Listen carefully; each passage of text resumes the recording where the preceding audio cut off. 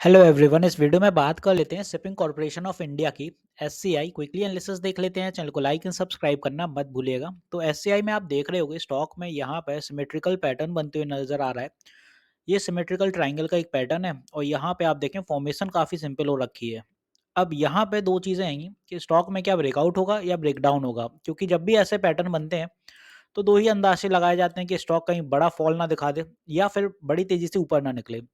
अब यहाँ पे आप देखें कि आज स्टॉक में सपोर्ट लेते हुए देखने को मिला आपको एग्जैक्ट कहाँ पे, ट्रेंड लाइन के पास 227 ट्रेंड लाइन के पास सपोर्ट लिया। रिसेंटली यहाँ पे भी अपन देखें सपोर्ट बनते हुए नजर आया 225 227।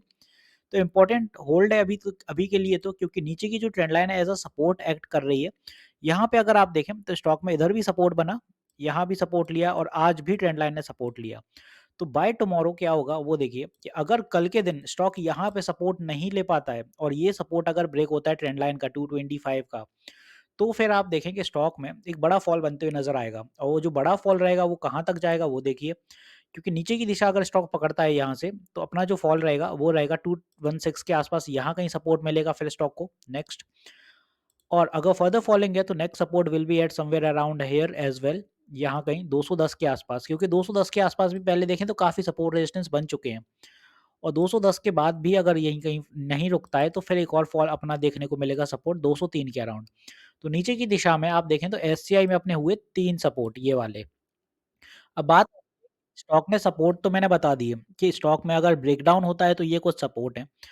अगर यहाँ से स्टॉक कल मूव करता है और मूविंग कुछ ऐसी रहती है कि यहाँ से खुलता है ये अपना ऊपर की दिशा में, फिर रेजिस्टेंस फेस करता है और फिर अगर साइडवेज होके फिर यहाँ से सपोर्ट लेके फिर इसको ब्रेक करने की कोशिश करता है, तब क्या?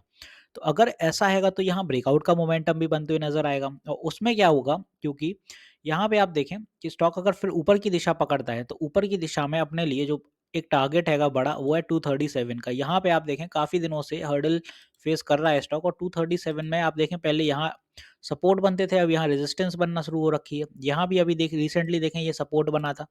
तो 237 इंपॉर्टेंट लेवल है और उसके बाद जो ब्रेकआउट लेवल यहाँ निकल के आ रहा है वो 242 के आसपास आ रहा है।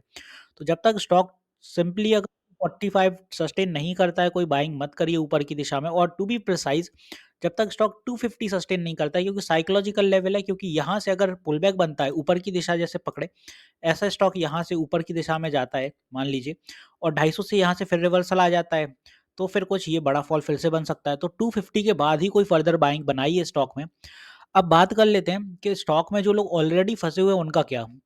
अगर आप यहाँ कहीं फंसे हैं 260 70s, तो स्टॉक में आप देख लिए आपको सब्र रखना होगा, क्योंकि स्टॉक में जो डायरेक्टली लिंक है आपको पता है कि स्टॉक एक्सपोर्ट से ज़्यादा लिंक है और फिलहाल के लिए रेड सी के क्राइसिस जो हैं वो हद से ज़्यादा दिक्कत दे रहे हैं।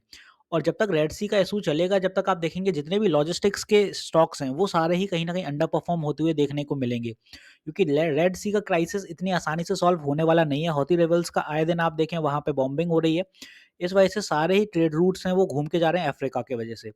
इसीलिए जितने भी स्टॉक हैं ये सारे अफेक्टेड हैं, अदरवाइज अभी तक आपका एससीआई 350 क्रॉस हो चुका होता डेफिनेटली। जिस हिसाब से स्टॉक में मूव आ रहे थे सही चल रहा था, इसी वजह से था।